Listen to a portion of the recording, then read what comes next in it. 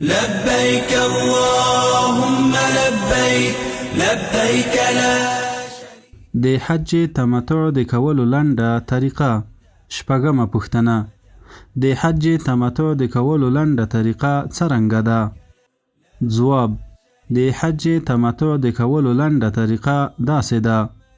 اول به د احرام غسل یا اودس وکړي، خو غسل کول افضل دي. بیا به د احرام لنګ او پټو پر ځان برابر کړي.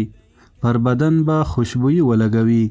که مکرو وخت نه وي، د احرام 2 رکعته لمونځ به په پټ سر سره وکړي. بیا به سر لوڅ کړي، د عمرې نیت به وکړي. تر نیت وروسته به د عمرې په نیت تلبیه ووایي، نو محرم شو. د هغه کارونو څخه به ځان ساتي چې په احرام کې منع وي. بیا به پر کعبه شریفه 7 شوطه د عمرې طواف وکړي. په اولو 3 شوطونو کې به اوږې ښوروي او په 7 شوطونو کې به یې راسته اوږه لوڅوي. تر طواف وروسته که مکرو وخت نه و، د طواف 2 رکعته لمونځ به وکړي، او که مکرو وخت و، بیا به یې وځنډوي. تر مکرو وخت تېرېدلو وروسته به یې وکړي. بیا به د زمزم اوبه وڅښي. بیا به د صفا او مروه سعی وکړي. د صفا او مروه تر سعی وروسته به سر وخريي.